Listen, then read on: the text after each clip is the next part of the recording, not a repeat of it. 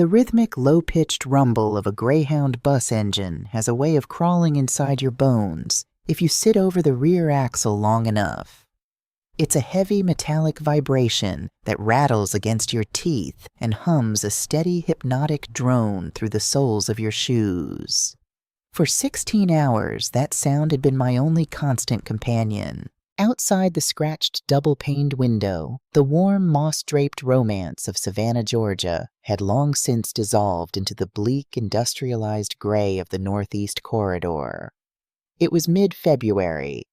The world outside looked frozen, drained of color, captured in endless shades of asphalt and dirty slush. Every mile north felt like a step further away from the soil that knew my name. My name is Ruby Vance. I am 62 years old. For 22 of those years, I wore the faded blue scrubs of a certified nursing assistant at the Whispering Pines Senior Care Facility back home. 20 years of lifting heavy bodies, changing soiled linens, and holding the hands of dying folks, while the rest of the world slept soundly on the night shift. My hands tell the story of my life. They are calloused, rough around the edges, with knuckles that ache when the rain rolls in from the Atlantic. My skin is the color of dark molasses, lined with the quiet geometry of a woman who has smiled through 1,000 storms and wept only when the kitchen door was shut. But on that bus, despite the exhaustion pulling at the corners of my eyes, my hands were wrapped tightly around something soft, something precious. In my lap rested a heavy hand-stitched quilt. It was a patchwork of vibrant oranges, deep navy blues, and warm mustard yellows.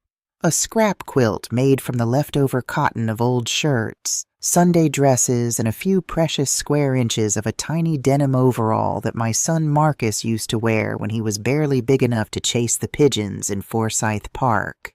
Every stitch was a prayer I had whispered over the last 9 months. Every knot was a promise made to a little boy I hadn't yet seen, but already loved with a fierce, terrifying intensity. My grandson, Matthew. "You heading all the way to Port Authority, ma'am?" The voice belonged to the young man sitting across the aisle. He had been chewing on a plastic toothpick for 3 states, his ears plugged into tinny headphones that leaked the distant aggressive thud of modern bass. I turned my head slowly, offering him the polite, measured smile of a Southern woman raised to never treat a stranger like an inconvenience. "Yes, son. All the way to New York. Got family up there. My son," I said. And just pronouncing the word brought a familiar, stubborn warmth to my chest. "He's an architect in Manhattan. His wife is in labor right now at St. Luke's. I'm going to meet my grandbaby." The boy looked at the heavy quilt in my arms, then at my worn leather purse, and nodded with a sudden, unexpected flash of respect. "That's a long ride for a newborn. Safe travels, ma'am." "Thank you, son." I looked back out the window as the bus lurched forward, navigating the choked lanes of the New Jersey Turnpike. A long ride. He didn't know the half of it. It wasn't just a 16-hour bus ticket. It was a 32-year journey. When Marcus's father, Big Marcus, collapsed on the dock of the Savannah shipping yard with a massive stroke, my boy was only 15. He was a skinny child with wide, observant eyes and a habit of sketching buildings on the back of brown paper grocery bags. The night his father died, Marcus didn't cry. He just sat at the small linoleum kitchen table, holding a broken piece of charcoal, drawing the same bridge over and over again until the paper tore through. I looked at him that night, my heart shattered into 1,000,000 pieces, and I made a silent covenant with the Almighty. I will be the floorboards beneath his feet, I promised. I will be the walls that keep the wind off his back. And I was. I took on the double shifts at the nursing home. I cleaned the teeth of wealthy folks' offices downtown in the early afternoons before my regular shift started. My hands permanently smelled of industrial bleach and wintergreen disinfectant. My back throbbed with a dull, white-hot heat that never truly left me. But every dollar went into a tin can behind the flour jar. Every cent was a brick in the monument I was building for my son's future. When the acceptance letter came from Howard University, A brilliant historic institution, Marcus held that paper like it was made of solid gold. "We did it, Ma," he had whispered, burying his face in my neck. His skin was hot, his shoulders shaking with the first real tears he had shed since his father passed. "You did it. I'm going to build you a house one day. A big one. With a porch that wraps all the way around so you never have to work another night shift." "You just build your dreams, Marcus," I told him, stroking his short cropped hair. "The Lord will take care of my feet." He excelled at Howard. He was a star student, a young black man with a sharp mind and a quiet, dignified ambition that made professors take notice. When he graduated, he landed a junior position at a prestigious architectural firm in New York City. I emptied the last of my savings, $3,000 I had kept under the mattress, to help him pay the security deposit on a tiny studio apartment in Brooklyn and buy his first 2 tailored suits. "Don't you go out there looking like you don't belong to somebody, Marcus Vance," I told him at the Savannah train station 3 years ago. "You carry yourself like you know exactly whose blood is running through your veins." He had promised he would, and for the first year he kept that promise. He called me every single night at exactly 9 p.m. We would talk about the noise of the subway, the price of a gallon of milk in New York, and the projects he was working on. He was my boy. He was the harvest of my life's long, bitter winter. Then came Valerie Thomas. I remember the night he first mentioned her name. His voice had a different frequency, lighter, thinner, breathless, with a kind of nervous reverence. "She's an interior designer, Ma. Her dad is a corporate attorney on Wall Street, and her mother, Dr. Evelyn Thomas, is a tenured professor of sociology at Columbia. They've got this beautiful brownstone in Harlem. Ma, they're different. They're old money New York." "Are they good people, Marcus?" I asked, my maternal instincts instantly prickling at the tone of awe in my son's voice. "They're very refined, Ma," he answered. It wasn't an answer to my question. Within 6 months, the daily phone calls became weekly. Then they became bi-weekly. When we did speak, Marcus sounded like a man walking on a tightrope, carefully choosing every word as if someone were standing over his shoulder with a clipboard evaluating his grammar. I met Valerie and her mother, Dr. Evelyn Thomas, exactly once at the wedding in New York a year ago. It was a lavish cold affair held in a glass conservatory overlooking Central Park.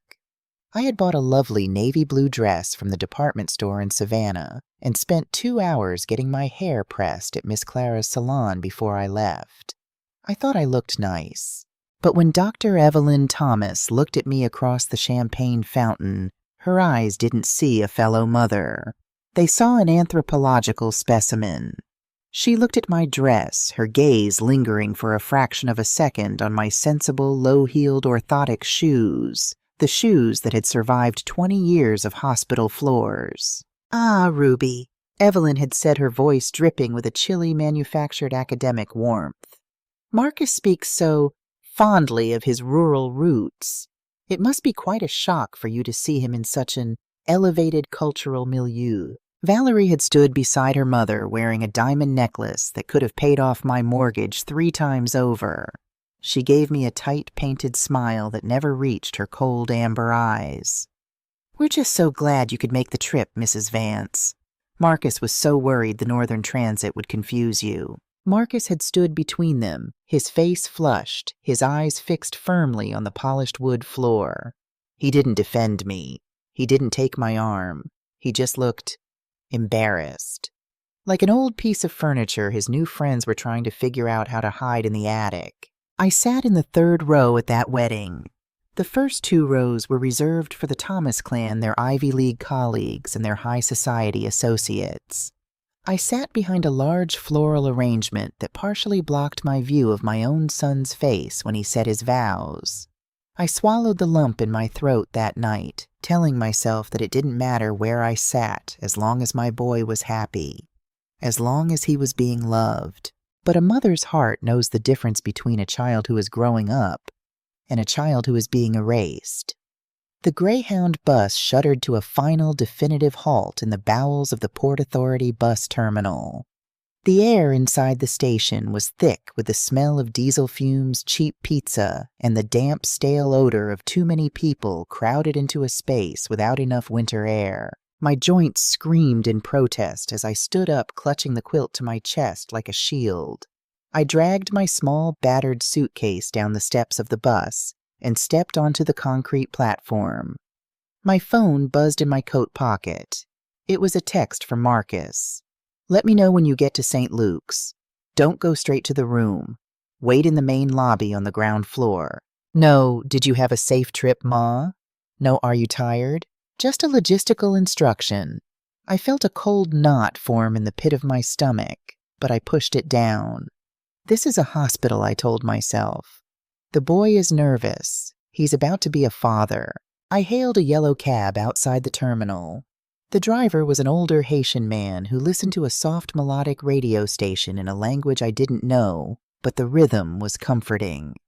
The city blurred past the rain-streaked windows, the towering glass skyscrapers of Midtown, giving way to the grand, imposing stone edifices of the Upper West Side. When the cab pulled up to St. Luke's Hospital, my hands were sweating despite the freezing wind howling off the Hudson River. I paid the driver, pulled my coat tightly around my neck, and walked through the heavy glass sliding doors into the cavernous, sterile warmth of the lobby. The smell hit me instantly, the sharp, unmistakable scent of antiseptic floor wax and latent anxiety. It was the smell of my entire adult life. For a moment I felt a strange sense of grounding. I know this place, I thought. I've spent 20 years in hallways just like this. I belong here. I found a row of vinyl chairs near a large potted ficus tree and sat down. I waited. 10 minutes turned into 20. 20 turned into 45. Every time the elevator doors dinged, my head snapped up my eyes, searching for the tall, slightly stooped shoulders of my boy. Finally, after nearly an hour, the elevator doors at the far end of the lobby slid open and Marcus stepped out. My heart leaped. "Marcus!" I called out, standing up, the heavy quilt draped over my arm. He stopped, his eyes scanning the lobby until they landed on me. He didn't run. He didn't smile.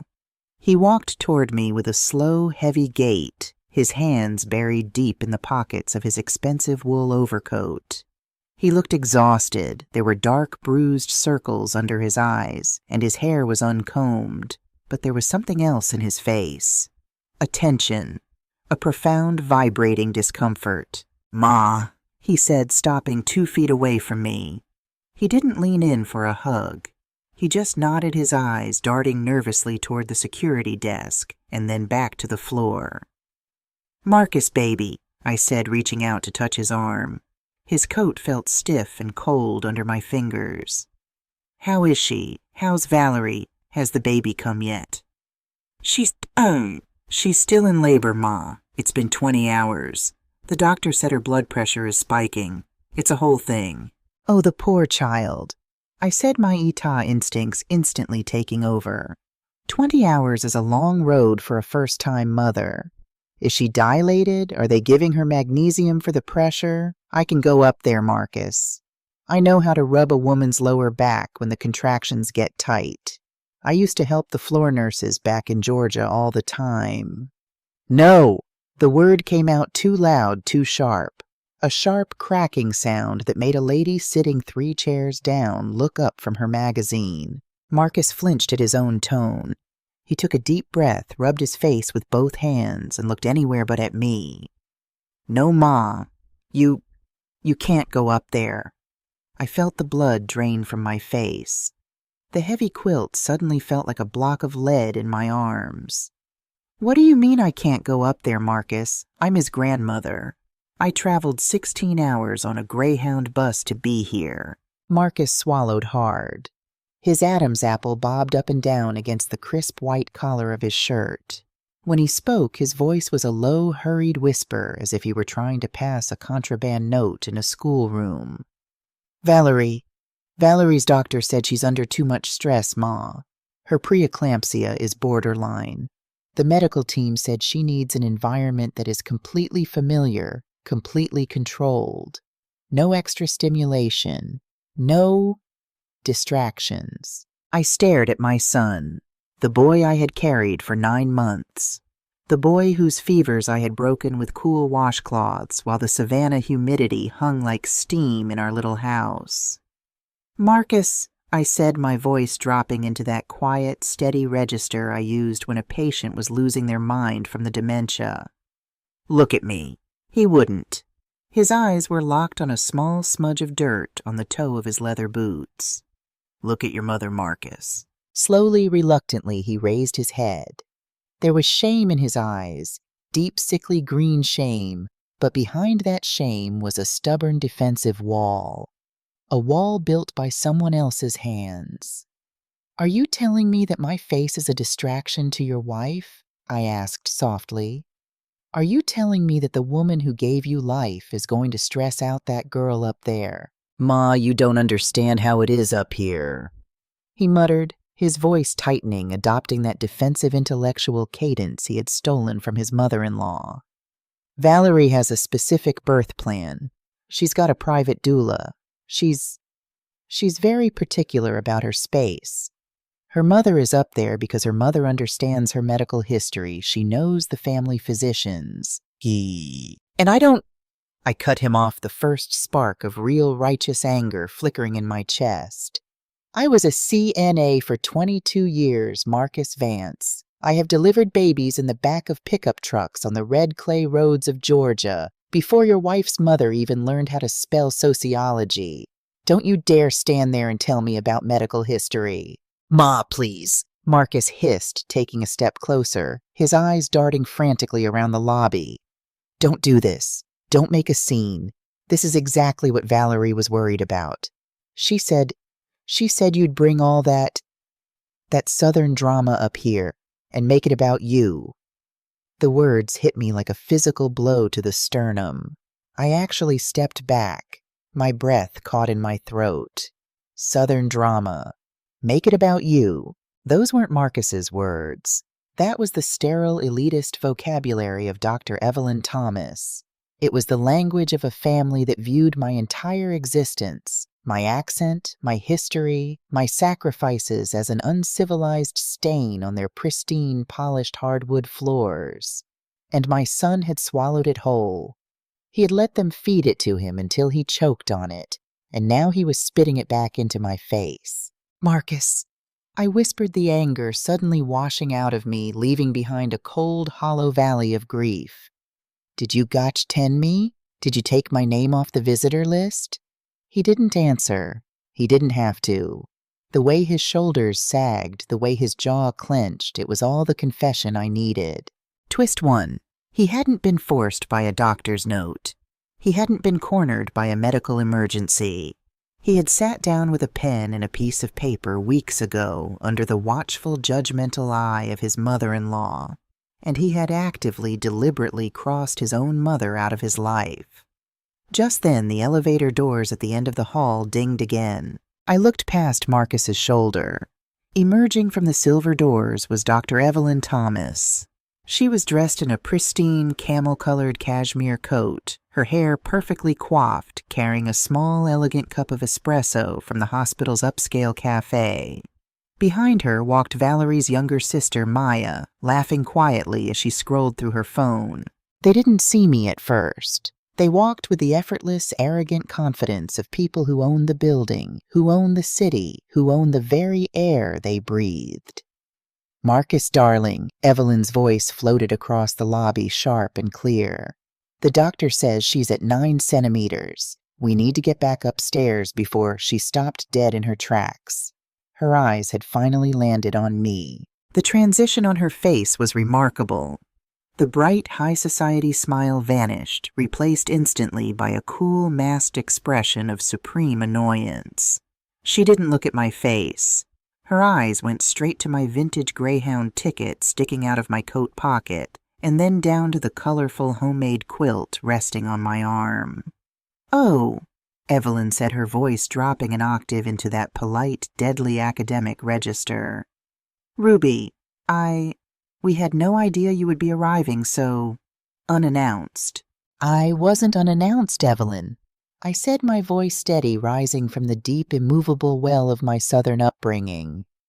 "Marcus has known the date of this delivery for 9 months, and I have been sitting in this lobby for an hour." Evelyn didn't look at me when she replied.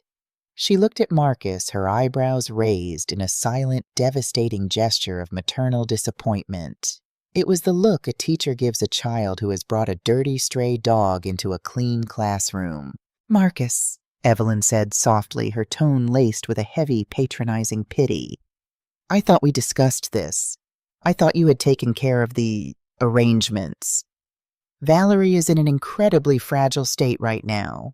We cannot have complications in the corridor." "I know, Evelyn. I'm handling it," Marcus said quickly, his voice high and frantic. He sounded like a dog begging for a scrap from the table. He turned back to me, his face desperate, his hand reaching out to grab my wrist. "Ma, please, just go back to the hotel. I'll call you. I promise I'll call you when it's over. Just leave the quilt and go." Leave the quilt and go. He wanted the labor of my hands. He wanted the warmth of my love to protect his child. But he didn't want the skin that carried it.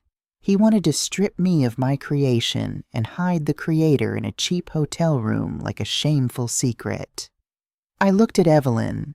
She was sipping her espresso, her eyes cold and victorious over the rim of the paper cup. I looked at Maya, who hadn't even looked up from her phone, as if my presence were completely beneath her notice. And then I looked at my son, the boy who used to hold my thumb when we walked to the grocery store because the world was too big for him. The boy who had promised me a house with a wraparound porch. He was gone. In his place stood a stranger wearing an expensive coat with a hollow chest and a broken spine, begging a wealthy woman for permission to breathe. Something inside me didn't just break, it settled. It was the same feeling I got when Big Marcus's pulse stopped beneath my fingers 32 years ago. A sudden, terrible, beautiful clarity.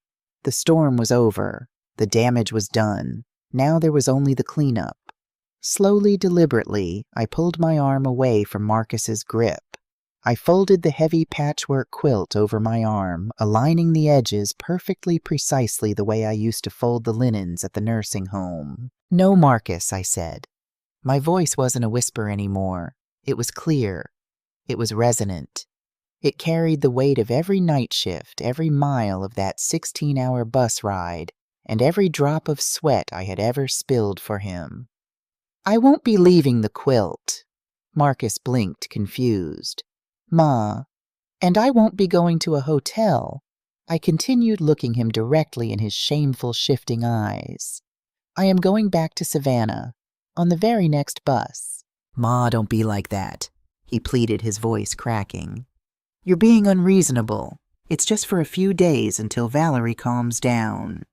"Goodbye, Marcus," I said. I didn't look at Evelyn. I didn't look at Maya. I turned my back on the three of them, my worn leather purse tucked firmly under my arm, my suitcase rolling smoothly behind me. As I walked toward the heavy glass sliding doors of St. Luke's Hospital, the automatic sensors triggered, and the freezing February wind hit my face like a slap of pure cold reality. I didn't flinch. I stepped out onto the snowy sidewalk of New York City, the doors closing behind me with a soft, definitive whoosh. Behind those doors, the distant muffled sound of a newborn baby's first cry echoed into the sterile corridor. My grandson had entered the world, and I was standing on the outside, a stranger in the cold. The 16 hours back down to Savannah were not like the 16 hours up. On the ride north, the engine had hummed with anticipation, each vibration a heartbeat counting down to the moment I would hold Marcus's boy. On the ride south, the Greyhound felt like a rolling tin coffin, the tires grinding against the blacktop with a monotonous, mocking rhythm. I didn't cry. Tears are a luxury for people who still believe things can be fixed by weeping. I just sat there staring at my own reflection in the fogged window, the hand-stitched quilt sitting like a dead weight on the empty seat beside me. When I finally stepped off the bus at the Savannah station, the thick, humid southern air hit me heavy with the scent of tidal mud and blooming jasmine. It was home. But for the first time in my life, home felt empty. I walked into my small frame house on East 37th Street. Everything was exactly as I had left it. The unwashed coffee mug in the sink, the Tuesday edition of the Savannah Morning News on the counter, the quiet ticking of the grandfather clock in the hall. For 32 years, that house had been loud with the sounds of a growing boy, slammed doors, muddy boots, the scratching of charcoal on paper bags. Now the silence was absolute. 3 weeks passed in a dull gray blur. I didn't call Marcus, and Marcus, wrapped up in his glittering new reality, didn't call me.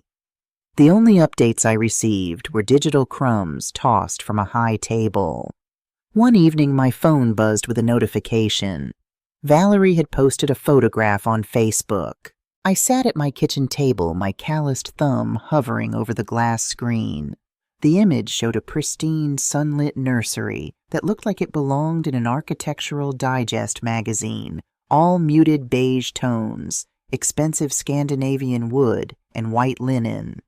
Valerie was sitting in a rocker that probably cost more than my 3 months of groceries, looking radiant, her hair flowing in perfect, loose curls. Marcus stood behind her, his hands on her shoulders, wearing a new linen shirt, smiling that wide, practiced New York smile. In Valerie's arms lay a tiny bundle wrapped in a white cashmere blanket. The caption read, "Welcome to the world, Matthew Vance. Born into love, elegance, and absolute peace, surrounded by the family that matters most. Thank you, Dr. Evelyn Thomas, for holding our hands through every step." I zoomed in on the baby's face. Even through a pixelated screen, I could see the Vance nose, that high, stubborn bridge that both Marcus and his father carried. My chest tightened with a physical, suffocating ache. I wanted to touch that cheek. I wanted to wrap him in the bright oranges and deep blues of the quilt currently sitting in a cedar chest in my hallway. I scrolled down to the comments. There were hundreds of them. High society friends, Ivy League colleagues, all praising the beautiful family. And there, right at the top, was Evelyn's comment, "A perfect legacy for a perfect child. Only the best for our boy." My thumb trembled. I wanted to type something. "Grandma Ruby loves you from Georgia." I wanted to assert my existence to remind the world that half the blood running through that child's veins came from the night shifts of a Savannah CNA. But I stopped myself. I deleted the draft. I locked the phone and set it face down on the linoleum. Sometimes, Ruby, I told myself, echoing the words of my own mother, silence is the only dignity they can't take away from you. On the 4th week, the silence was shattered. It was a rainy Tuesday afternoon. The sky over Savannah was a dark, bruising purple, and the rain was drumming a steady, melancholy beat against the tin roof of my porch. I was sitting on the sofa mending an old cardigan when my phone rang. The caller ID showed an unfamiliar 212 area code, New York City. My heart did a foolish little dance. Marcus, I thought. He's calling to apologize. The boy finally woke up. I flipped the phone open. "Hello, Marcus. Is this Ruby Vance?" The voice on the other end wasn't my son's. It was a woman's voice, sharp nasal, completely devoid of warmth, operating on the high-efficiency frequency of a machine. "Yes, this is she. Who is calling, please?" "Mrs. Vance, my name is Linda Hayes. I am calling from the Patient Financial Services Division of the St. Luke's Medical Group in conjunction with Apex Recovery Solutions. We are calling regarding an outstanding balance on account number 884, Delta Marcus Vance." I lowered my knitting needles, my brow furrowing. "I'm sorry, ma'am, but you must have the wrong number. My son Marcus works in New York, but his medical bills have nothing to do with me. He has insurance through his firm." A brief, heavy silence on the line, followed by the sound of rapid typing on a mechanical keyboard. The insurance provider Blue Cross Elite covered 90% of the standard delivery charges, Mrs. Vance. The woman explained, her tone dropping into that rehearsed, patronizing drone used by people who deal with debt all day. However, the patient Valerie Thomas Vance was admitted to the Executive Grand Suite on the International Pavilion, an out-of-network luxury tier. There were also elective specialized neonatal consultations and premium postpartum care amenities requested by the family. The remaining out-of-pocket balance is exactly $14,852. Well, that's a very large number, ma'am, I said, my voice remaining calm and measured. But as I said, that is between my son and his wife. I live in Georgia. I was not a patient there. Mrs. Vance, you are listed on the digital intake ledger as the secondary financial guarantor. The woman stated her words, dropping like small frozen pebbles into the conversation. When the patient was admitted under emergency distress, Mr. Marcus Vance executed an electronic signature linking an active line of credit previously established under your name, specifically the joint Capital One account, ending in 4412. Because the primary account holder has defaulted on the 30-day payment window, the debt has been escalated to collections. If this balance is not resolved within 48 hours, we will begin legal reporting procedures that will severely impact your personal credit score and place a lien on any linked assets. The room grew very cold. The sound of the rain on the tin roof suddenly felt incredibly loud, like a handful of gravel being thrown against the glass. The Capital One account ending in 4412. My mind flashed back 3 years. It was the account I had opened with Marcus when he first moved to Brooklyn. He didn't have a credit history in New York, and the landlord of that tiny studio apartment wouldn't let him sign the lease without a co-signer. I had put my name on that card, telling him it was only for emergencies, for when the winter utility bills got too high, or when he needed a train ticket home. I had forgotten the account even existed after he married into the Thomas wealth. Marcus hadn't just forgotten to take my name off the account.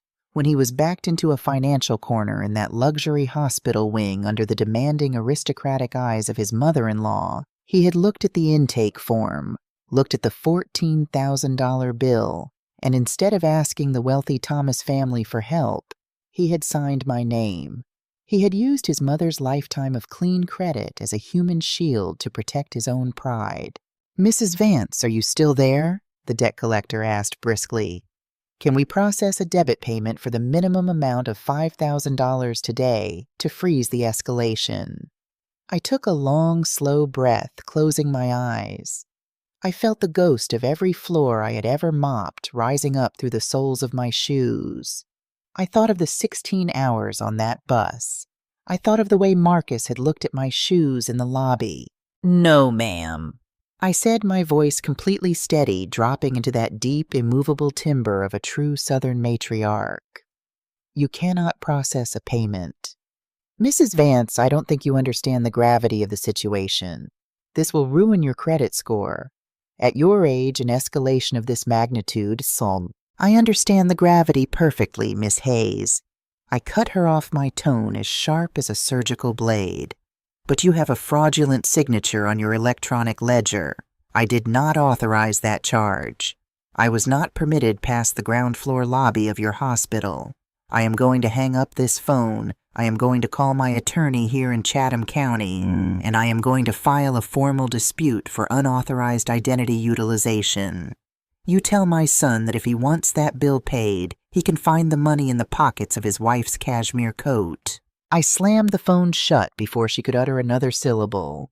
My hands were shaking, a hot electric current of pure fury racing through my veins. 10 minutes later, the phone rang again. This time the screen flashed with a name I hadn't seen in a month, Marcus. I let it ring. Once, twice, 3 times.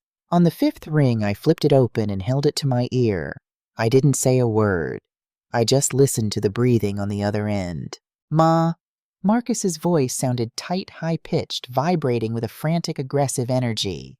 "Ma, what did you just do? I just got an automated alert from the bank.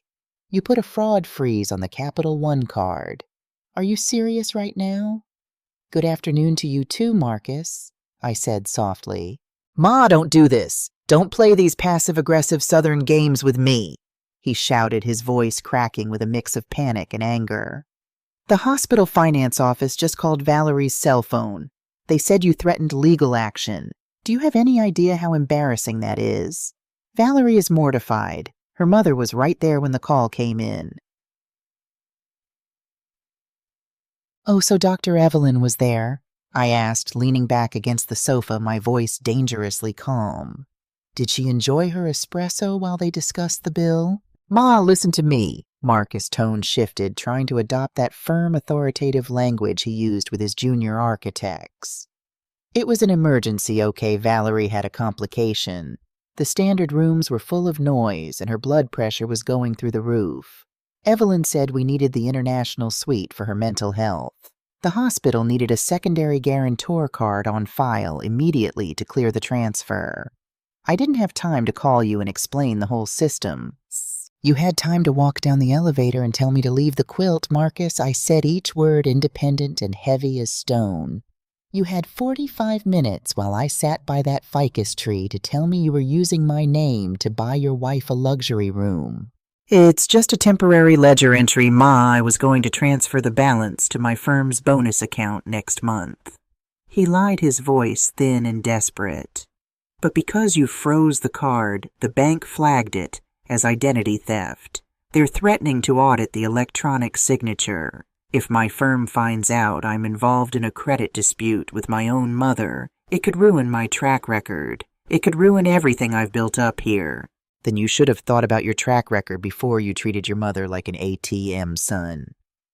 Gia đình phải giúp nhau lúc khó khăn mà. Đó chính là những gì bố luôn nói.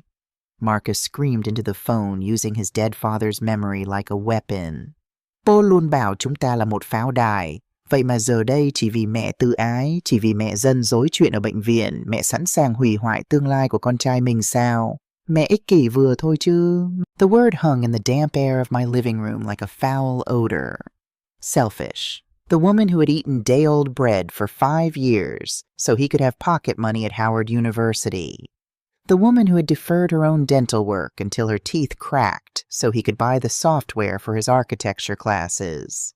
I was selfish because I refused to let him steal my dignity to pay for his mother-in-law's lifestyle. Marcus, I said, and the sheer quietness of my voice made him stop shouting on the other end. Your father was a man who worked the docks until his heart literally burst in his chest. He never signed another person's name to a piece of paper in his life. He paid for what he could afford, and what he couldn't afford he walked away from with his head held high. Ma, this is New York. No, Marcus, this is about manhood. I interrupted him, my voice rising with a slow, terrifying authority. You wanted to live in a glass conservatory in Central Park.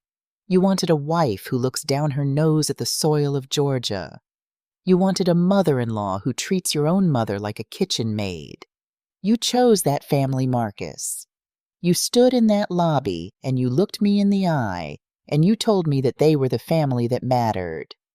Well, if they are the elite, let them pay the elite bills. I am locking my credit. I am filing the dispute. And if the bank calls you for an audit, you better tell them the truth. Ma, if you do this, Valerie and her mother will never let you see Matthew. You'll never hold this baby, I swear to God. That was his final card, the ultimate leverage. He thought the hunger for my grandbaby would make me weak. He thought I would crawl on my knees and hand over my hard-earned savings just for a glimpse of that little boy's face. I looked out the window at the rain pouring down on my small garden. I felt a tear finally slip down my cheek, hot and bitter, but my jaw stayed set. Marcus, I said, my voice cracking slightly but remaining unbroken.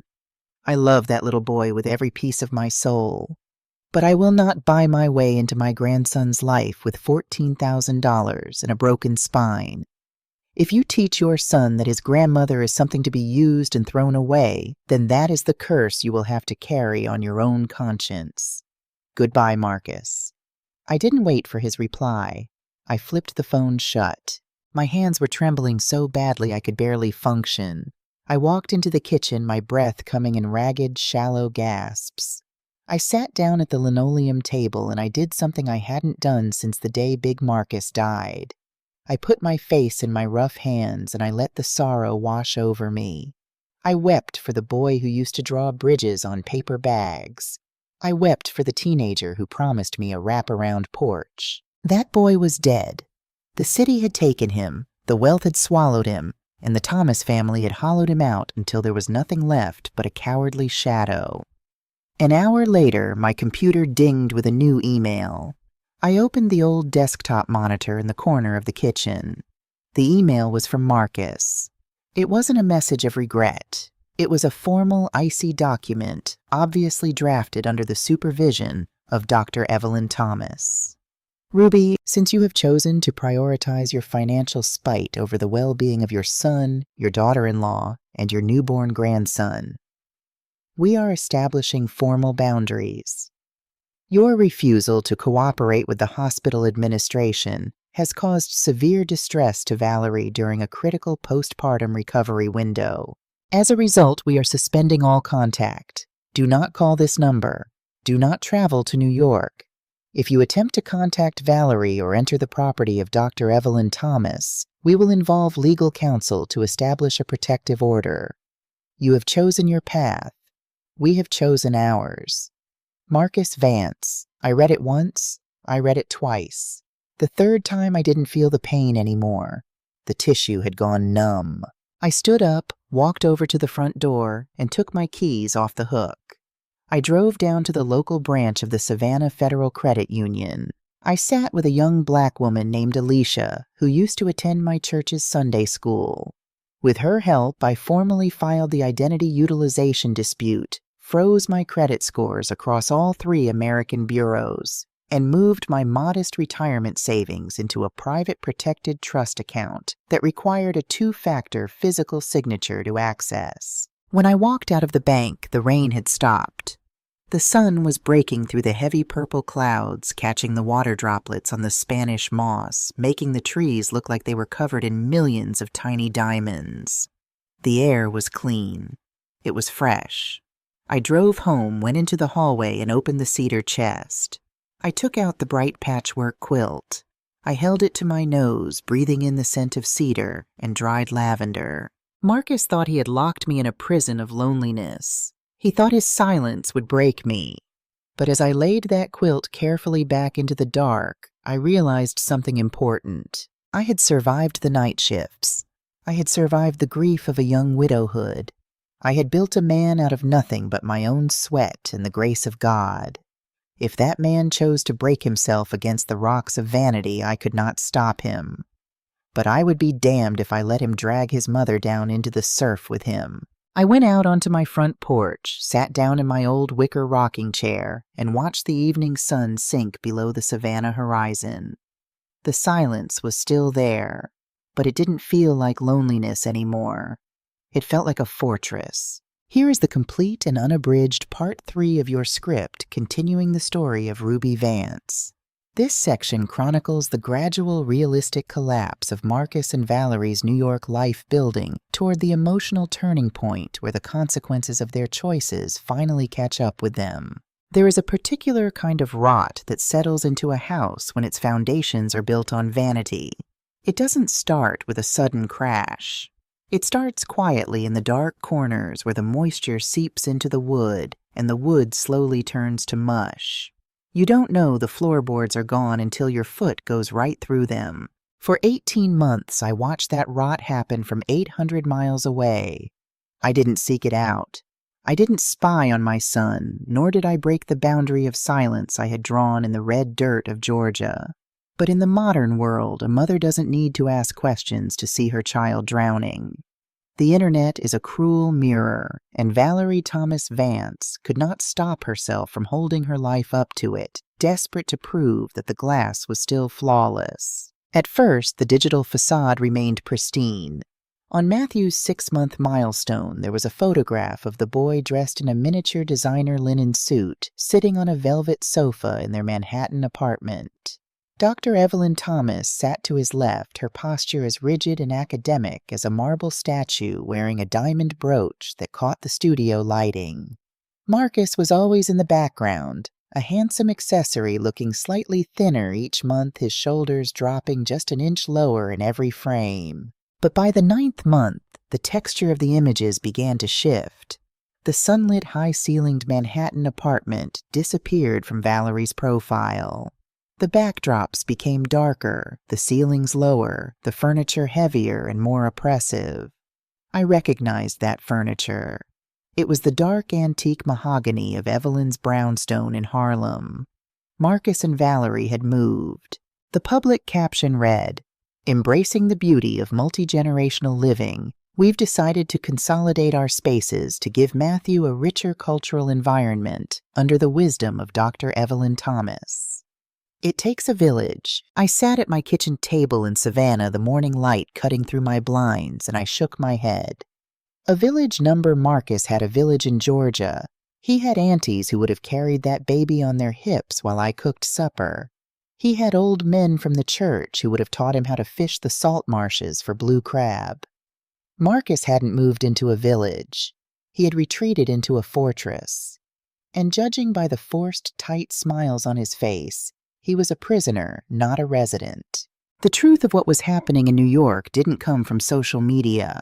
It came from the American economy, a cold, unyielding beast that doesn't care about elite family lineages or tenured sociology professors. By the end of 2025, the commercial real estate market in Manhattan had hit a historic wall.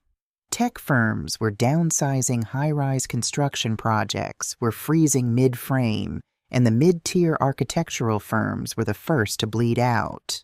Marcus's company, the one that had bought him those tailored suits and made him feel like he had outgrown his mother's scrub brushes, laid off 30% of its junior partners in a single Tuesday morning sweep. I learned about it through a mutual acquaintance, old Mr. Henderson, whose nephew worked as a draftsman in Brooklyn.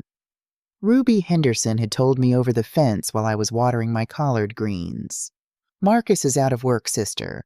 My nephew says they cleared his desk out before noon. He's been doing freelance consulting, but the city is dry right now." My heart broke for my boy in that instant. Every maternal instinct I possessed screamed at me to pick up the phone, to dial his number, to tell him I had $3,000 tucked away in the sugar jar, and that his old bedroom on East 37th Street still had clean sheets on the mattress. But I forced my hands to stay down. "If you carry him now, Ruby," a quiet voice inside me whispered, "he will never learn how to stand on his own spine. He has to feel the cold floor he chose to sleep on." What Marcus was experiencing in that Harlem brownstone wasn't just financial hardship. It was a slow, systematic execution of his dignity. In the Thomas household, wealth wasn't just currency, it was the measure of human worth. A black man from the South was tolerated as long as he was a rising star, a trophy to be displayed at cocktail parties, as proof of Valerie's modern progressive taste. But an unemployed son-in-law, a man who couldn't pay his share of the luxury infant care or the brownstone's steep maintenance fees, he became a ghost in his own life. Dr. Evelyn Thomas did not hide her contempt. I could imagine her voice sharp and precise as a scalpel cutting through the silence of the dinner table. "Marcus, darling, it's quite fascinating how your regional background prepared you for economic instability. In our family, we are accustomed to intellectual and institutional longevity. Perhaps you could look into municipal drafting work. The city always needs people to draw utility lines." And Valerie, trapped in the suffocating cage of her mother's expectations, didn't defend her husband. She had been raised to believe that appearance was everything. Marcus's unemployment wasn't just a financial crisis for her. It was a public humiliation. She began to spiral. The pressure of being the perfect mother, the perfect daughter of an elite academic, and the wife of a failed man crushed her from the inside out. The photographs on Facebook stopped completely by the time Matthew turned 14 months old. The silence that followed was heavy, dark, and thick with latent disaster. The disaster officially arrived on a scorching Thursday afternoon in June. The Georgia heat was so thick you could almost slice it with a butter knife. I was in my kitchen, standing over a heavy cast-iron pot, stirring a low, slow batch of okra soup. The steam was rising into my face, smelling of smoked turkey and fresh tomatoes, when my telephone rang. I wiped my brow with an old dish towel and picked up the receiver. "Hello. Is this Mrs. Ruby Vance of Savannah, Georgia?" The voice was professional, but unlike the debt collector from 18 months ago, this tone carried a distinct weight of bureaucratic gravity. It was the voice of a woman who spent her days dealing with human wreckage. "Yes, this is Ruby Vance. Who am I speaking with?" "Mrs. Vance, my name is Detective Sergeant Sarah Jenkins. I am calling from the Special Victims and Family Services Division of the New York Police Department, currently operating in conjunction with the Department of Social Services at Bellevue Hospital." My hand froze on the wooden spoon. The kitchen, the heat, the smell of the okra, everything seemed to turn to ice in an instant. My knees felt hollow. I grabbed the edge of the counter to keep my balance. "My son," I whispered, my voice dropping into that dark, terrifying place where a mother's worst fears live. "Marcus, is my boy dead?" "No, Mrs. Vance. Mr. Marcus Vance is alive. He is currently at Bellevue Hospital," the detective said quickly, sensing the panic in my throat. "But we have a severe domestic and psychological crisis involving his family. Your daughter-in-law, Valerie Thomas Vance, suffered an acute psychological break 48 hours ago, what the medical staff is classifying as severe postpartum psychosis with catatonic features. She is currently committed under an involuntary 72-hour psychiatric hold." I took a ragged breath, my heart pounding like a trapped bird against my ribs. "And Marcus, what about my grandbaby? What about Matthew?" A heavy sigh came through the receiver. "Mr. Vance is physically unharmed, but he is in a state of severe psychological shock and exhaustion. He has been evaluated by our crisis team and deemed temporarily incapable of providing adequate safe care for the child due to acute situational depression and sleep deprivation. He has refused food for 2 days. The detective paused the sound of papers rustling on her end. "Mrs. Vance, we are currently holding 18-month-old Matthew Vance at a temporary emergency transition center under the jurisdiction of Child Protective Services. We contacted the child's maternal grandmother, Dr. Evelyn Thomas, yesterday morning, as she was the primary local contact listed on the grid." "And what did Evelyn say?" I asked, my voice tightening as a cold, familiar anger began to override my panic. "Dr. Thomas refused to take custody of the child," Detective Jenkins said, her tone dropping its professional neutrality for just a fraction of a second, revealing a deep systemic disgust. She stated through her legal counsel that her daughter's condition was exacerbated by the domestic environment and that she could not accept the liability or the public disruption of having an infant in her home during the university's summer administrative session. She signed a formal waiver allowing the state to place the child in temporary foster care pending a family court evaluation. She signed a waiver, the grand elegant Dr. Evelyn Thomas, the woman who had corporate lawyers and tenured chairs, the woman who had looked at my orthopedic shoes and saw an uncultivated country woman. When the storm hit her family, when the polished glass conservatory shattered, she didn't pick up the pieces. She didn't hold her grandson's hand. She signed a legal document to hand a Vance baby over to the state of New York because an 18-month-old child was a public disruption to her academic schedule. "Mrs. Vance," the detective continued, her voice softening, "we found your name and address in a notebook inside Mr. Vance's briefcase. He had written your number down on a page titled "In Case of Total Default," but he had crossed it out several times. When we asked him if we should call you, he just closed his eyes and wouldn't speak. But according to New York State guidelines, before we place a child into the public foster network, we must exhaust all verified biological kin. Can you come to New York, Mrs. Vance? If you cannot be here by tomorrow morning at 9 o'clock, we will have no choice but to place Matthew into a residential facility." I looked down at my hands. Those rough, calloused CNA hands that had spent 20 years cleaning up the messes that other people were too proud or too soft to handle. I looked around my clean, quiet kitchen. I had spent 18 months building a fortress of peace in this house. I had achieved comfort. I had achieved safety. And now the city that had stolen my son was calling me to come clean up its garbage. "Detective Jenkins," I said, my voice completely clear, completely devoid of any hesitation. "What is the address of that transition center?" "It's the clinic on East 29th Street, ma'am, near the hospital pavilion. You tell your people to hold on to that baby." I said my words coming out with the weight of an iron anchor. "I am going to change my clothes. I am going to lock my front door, and I am going to get on the evening flight out of Savannah Hilton Head. I will be standing in your office by 7 o'clock tomorrow morning. Do not let anyone touch my grandson." I didn't take the Greyhound this time. This wasn't a journey of hope. This was a military operation. I paid $400 money I had earned from selling my homemade elderberry syrups and mending dresses for the ladies in the neighborhood for a last-minute ticket on a Delta flight to JFK. I wore my best black Sunday suit. I pressed the collar until it was as sharp as a razor. I didn't bring a large suitcase, just a small overnight bag, and draped over my shoulder the heavy orange, blue, and yellow patchwork quilt. I held that quilt through the entire flight, my fingers tracing the squares of denim from Marcus's old overalls.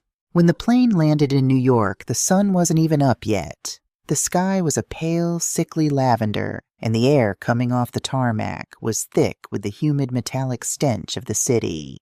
I caught a cab straight to the Department of Social Services facility on East 29th Street. The building was a grim brick structure with reinforced glass windows and a security guard who looked like he hadn't slept since the previous administration. I sat in a plastic chair in the waiting room for 45 minutes, the quilt in my lap, my eyes fixed on the gray linoleum floor. At exactly 7:30 a.m., the heavy security door at the back of the room clicked open. Detective Jenkins, a tired-looking white woman with a sharp ponytail and a badge clipped to her belt, stepped out, followed by a social worker carrying a clipboard. "Ruby Vance?" the detective asked. I stood up, pulling myself up to my full height, my shoulders back, the quilt draped over my forearm like a royal mantle. "Yes, ma'am.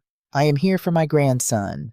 The social worker looked at my black suit, looked at my graying hair, and then looked down at her clipboard. "Mrs. Vance, we have the temporary emergency custody transfer documents ready. Mr. Marcus Vance has signed his consent from the Bellevue Observation Wing. But I must inform you the child has been through a significant trauma.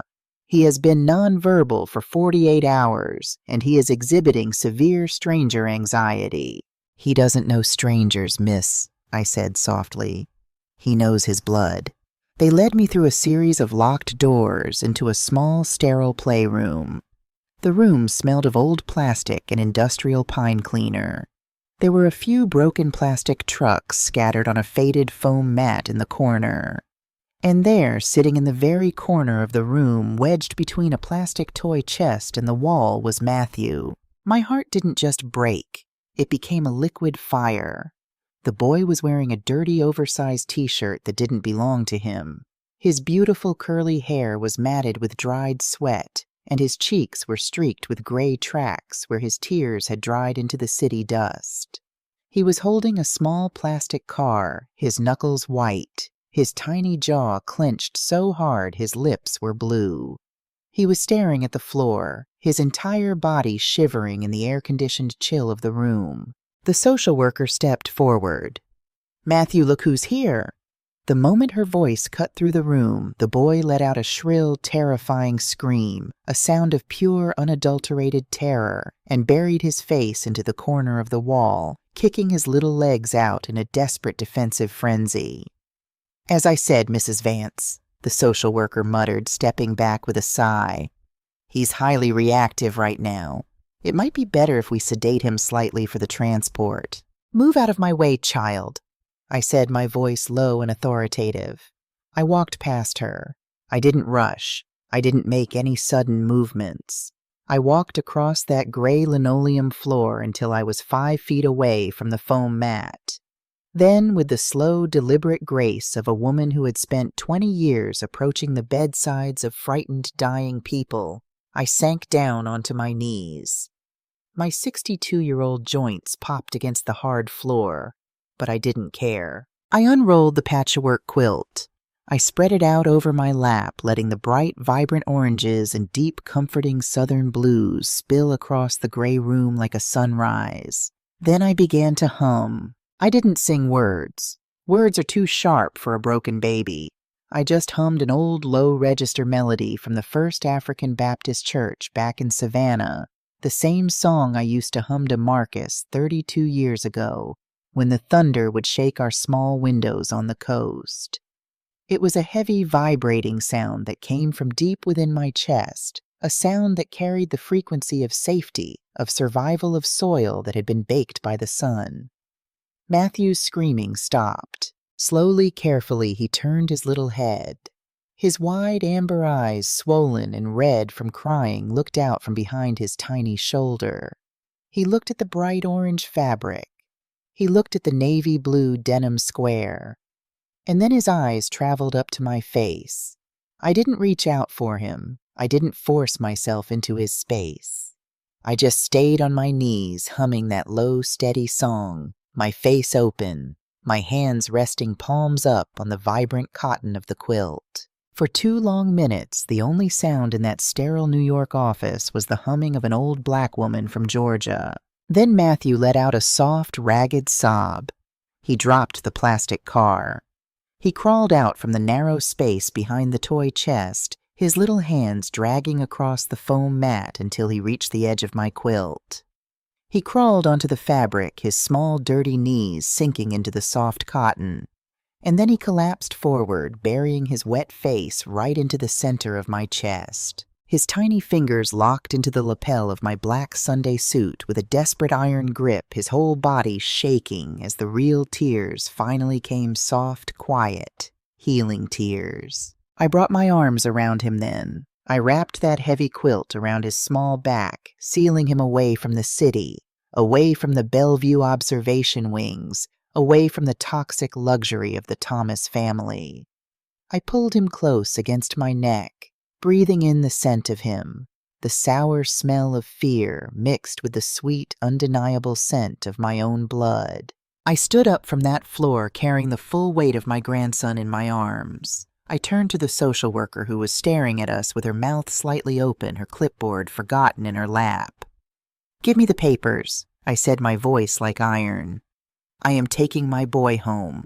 The walk from the transition center to the secure observation wing of Bellevue Hospital felt like carrying a mountain up a flight of stairs. Matthew was fast asleep against my shoulder, his small body heavy with the absolute exhaustion that comes after a child has fought terror for 48 hours. I kept the patchwork quilt wrapped tight around him, shielding his head from the harsh, buzzing fluorescent lights of the hospital corridors. I didn't look like a woman who had just stepped off a midnight flight. My black Sunday suit was crisp, my jaw was set, and my eyes were clear.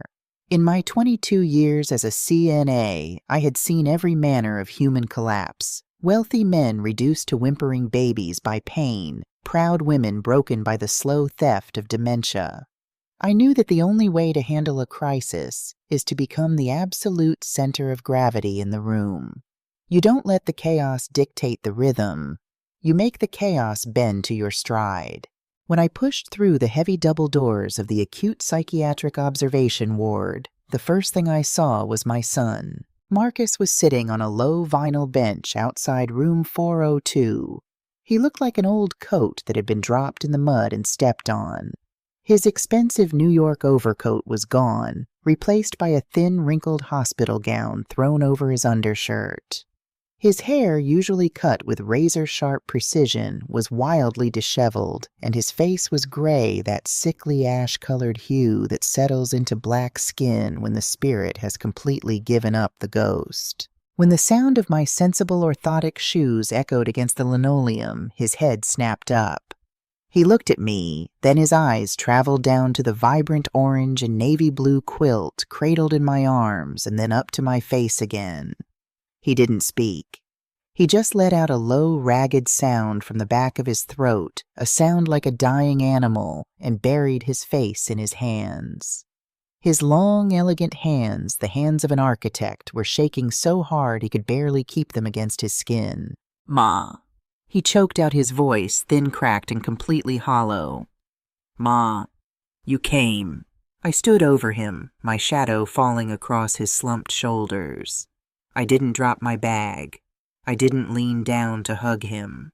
I didn't offer him the easy, soft comfort he had spent his whole life expecting from me. "I didn't come for you, Marcus," I said, my voice quiet, dropping into that deep, heavy register that left no room for negotiation. "I came for Big Marcus's grandson. I came because a Vance baby belongs to the soil, not to a state filing cabinet. Now sit up and look at your mother." Slowly, his hand slipped down his face. He looked up at me, his eyes bloodshot and swimming with a desperate childlike terror. They took everything, Ma. The firm went under in April. The apartment. I couldn't make the balloon payment on the Manhattan lease. I lost the equity. Every single dollar we had from the wedding gifts, my savings, the money you gave me. It's all gone. We've been living in Evelyn's basement for 3 months. He choked on the name, his shoulders convulsing.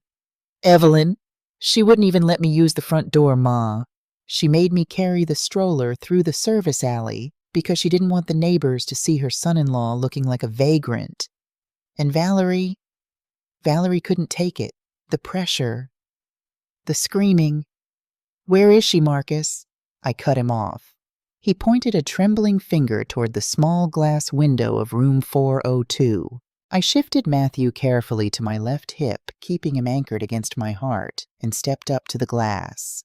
Inside the room, the walls were bare, padded with soft, pale vinyl. Valerie was sitting on the edge of a low, frameless bed. She wasn't wearing her designer linen or her diamond necklaces. She was in a heavy anti-suicide smock.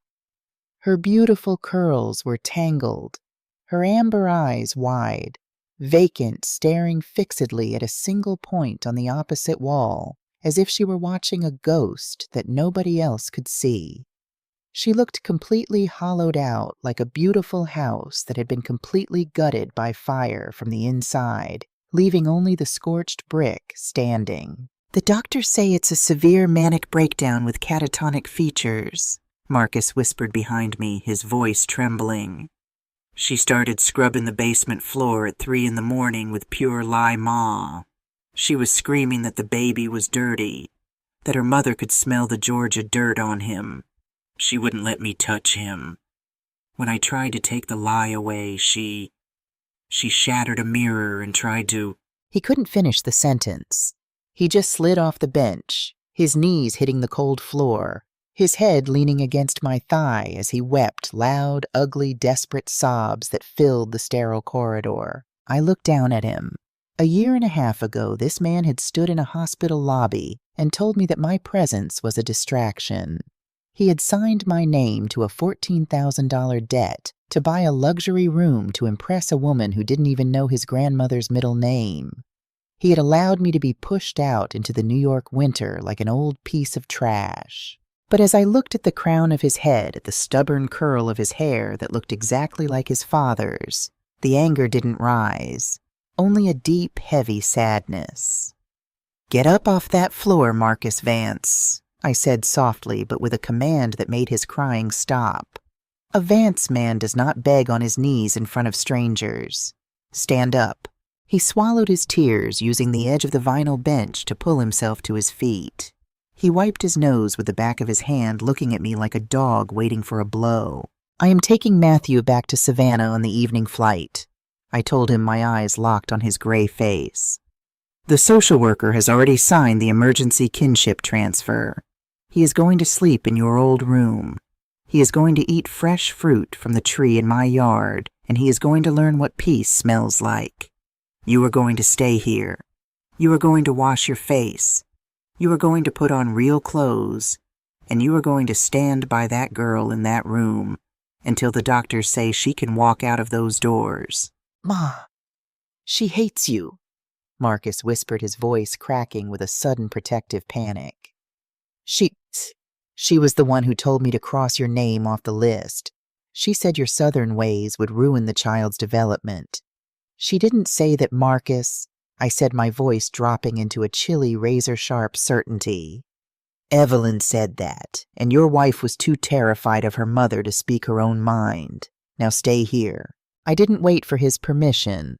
I turned the handle of room 402 and stepped inside, closing the heavy insulated door behind me. The room was silent, save for the low, monotonous hum of the hidden ventilation unit. The air smelled of heavy sedative medication and old sweat. When the door clicked shut, Valerie didn't move. Her head stayed locked toward the wall, her amber eyes wide and glassy, her fingers twitching rhythmically against the rough fabric of her smock.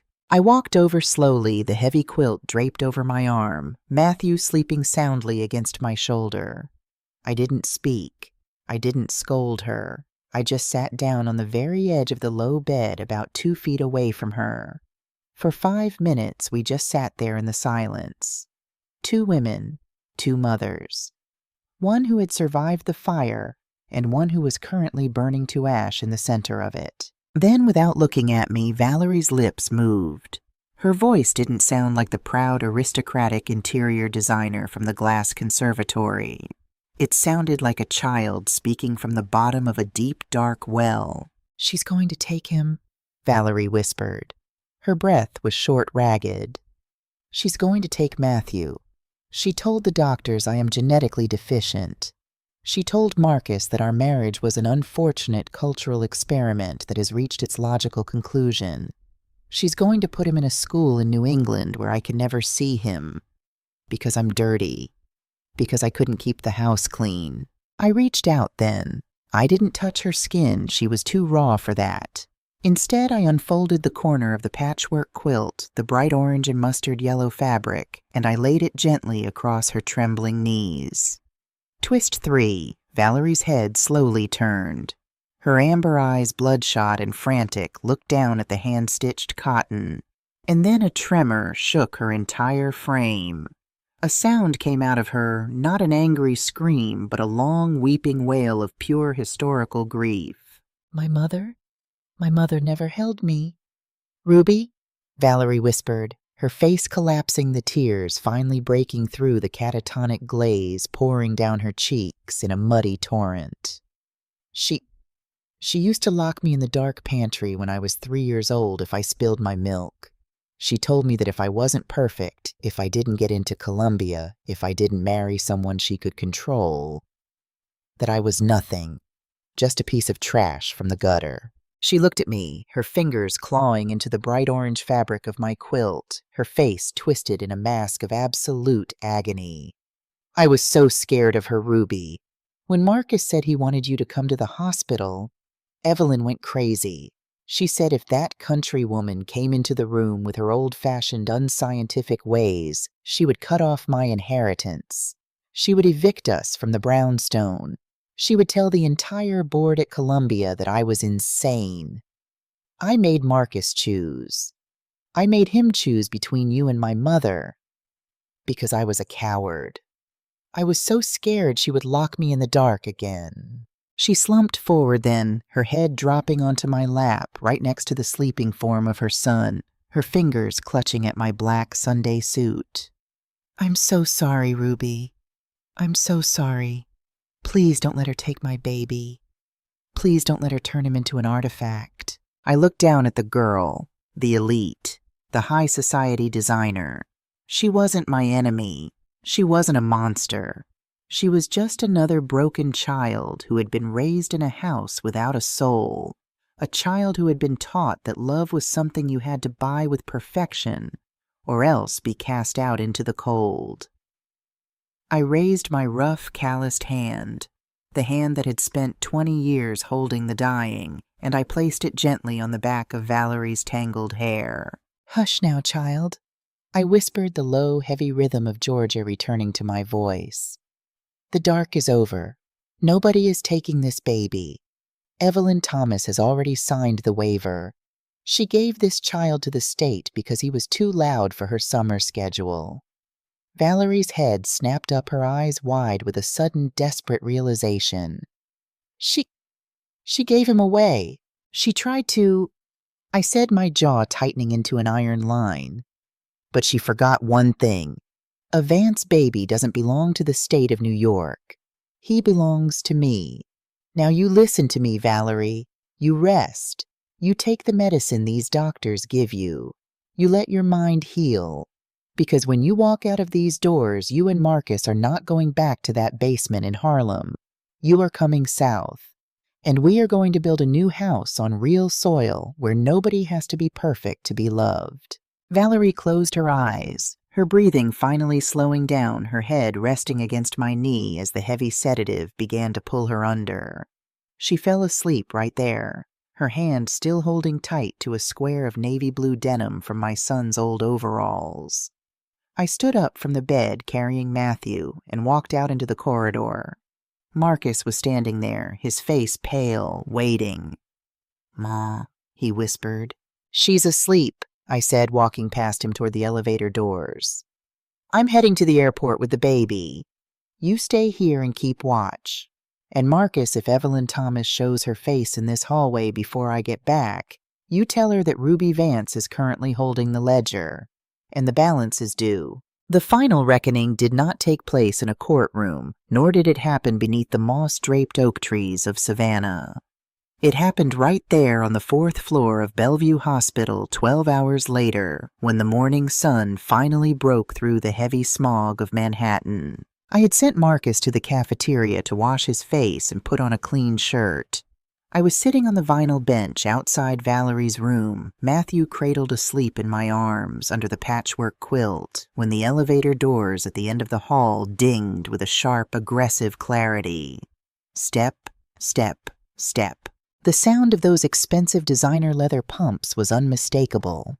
Dr. Evelyn Thomas walked down the corridor like a general reviewing a defeated army. Her camel-colored trench coat was unbuttoned, revealing a crisp Chanel suit beneath it. She carried a sleek black leather briefcase, and her face was a mask of cold academic detachment. She stopped exactly 3 feet away from my bench, looking down at me through her gold-rimmed glasses. "Ruby," Evelyn said, her voice dropping into that chilling, patronizing register. "I was informed by the hospital administration that you had interfered with the emergency social services transition. I must tell you this emotional impulsivity is highly counterproductive. Valerie is incapacitated and Marcus is completely destabilized. As the primary head of the maternal household, I have already instructed my legal counsel to execute a formal petition for institutional guardianship over Matthew. He will be placed in a private residential academy in Connecticut where his development can be scientifically managed." I didn't stand up. I didn't raise my voice. I didn't move an inch. I just looked up at her through the quiet, heavy eyes of a woman who had spent half her life watching people try to bargain with God at the edge of a hospital bed. "Evelyn," I said softly, the low rumble of Georgia cutting through the sterile air. "Sit down." "I will certainly not." I said, "Sit down, woman." I cut her off, my tone dropping an octave into an iron register that made her jaw instantly tighten. Slowly, reluctantly, her pride warring with her confusion, Evelyn sat on the far end of the vinyl bench. She kept her black briefcase between us like a wall. "You talk a lot about science and institutions, Evelyn," I said, looking down at the baby's sleeping face. "But you forgot that I spent 22 years keeping records in places just like this. Before I got on that plane last night, I had Detective Jenkins print out the official dispatch log from 48 hours ago. I also have the signed waiver you sent through your attorney to the Child Protective Services office." I turned my head, looking her straight in her cold amber eyes. "You signed a document stating that this 18-month-old child was a public disruption to your university schedule. You handed your own flesh and blood over to a state locker because you didn't want the neighbors in Harlem to see a crisis in your house." Evelyn's face flushed a deep mottled red. That was a strategic legal maneuver to protect the family's institutional standing. No, that was cowardice. I whispered each word sharp as a razor blade. Climax 2, and it's a matter of state record now. If you file for guardianship, I will take this log, I will take the medical records of how you locked your own daughter in a dark pantry until her mind broke, and I will hand them directly to the Board of Trustees at Columbia University. I will make sure every student, every dean, and every newspaper in New York knows exactly what kind of sociology you practice behind your closed doors. I have 20 years of unblemished service in healthcare, Evelyn. The courts will believe my hands long before they believe your degrees. Evelyn Thomas froze. For the first time in her life, the polished glass of her armor didn't just crack, it shattered into dust. Her lips trembled, her fingers gripping the leather of her briefcase so hard her knuckles turned white. She looked at the baby, then at the absolute, unyielding stone in my face, and she knew she had lost. A year and a half has passed since that cold morning in Bellevue. If you walk down East 37th Street in Savannah today past the old White House with the big pecan tree in the yard, you'll hear the sound of a child's laughter bouncing off the wooden porch. Marcus and Valerie do not live in a brownstone anymore. They rent a small sunlit cottage 3 doors down from my house. Marcus works as a senior draftsman for a local structural engineering firm in historic Savannah. It doesn't pay New York money, but it pays enough for fresh groceries and a peaceful night's sleep. His shoulders aren't stooped anymore. He walks with the heavy, grounded stride of a man who found his spine in the fire. Valerie spends her Tuesday and Thursday afternoons on my front porch, her hands no longer covered in the sharp scent of industrial lye. She sits with me, her fingers learning the slow, rhythmic geometry of the knitting needles. Her amber eyes are clear now, the catatonic gaze replaced by a soft, quiet peace. She's learning that in this family you don't have to be a masterpiece to stay inside the house. You just have to be real. And Matthew is nearly 4 years old now. He doesn't scream at the sight of strangers anymore. This morning the sun was rising over the coast, casting long golden fingers of light across my wooden floorboards. I was sitting in my wicker rocker, holding a warm cup of coffee, when the screen door banged open. "Grandma Ruby, Grandma Ruby." Matthew came tearing into the living room, his wild Vance curls bouncing his cheeks flushed with the morning air. He didn't ask for permission. He didn't check a list. He climbed right up into my lap, his little arms wrapping tight around my neck, burying his sweet face into the collar of my faded blue house dress. Behind him, Marcus and Valerie walked onto the porch hand in hand, carrying a basket of fresh peaches from the market. They looked at me, and they didn't look embarrassed. They looked at me with a deep, silent reverence.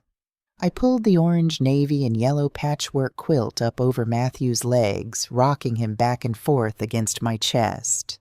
I looked out at the green leaves of the pecan tree shifting in the warm southern breeze, and I felt a profound, immovable stillness settle into my soul. I had given everything. I had been broken. I had been pushed out into the winter. But I had stood my ground. I had drawn my ranch joy, and I had chosen myself when the world told me to disappear. Love doesn't mean enduring layout, I thought as my grandson fell asleep to the steady rhythmic beating of my heart. Love means boundaries, and the harvest of those boundaries is peace.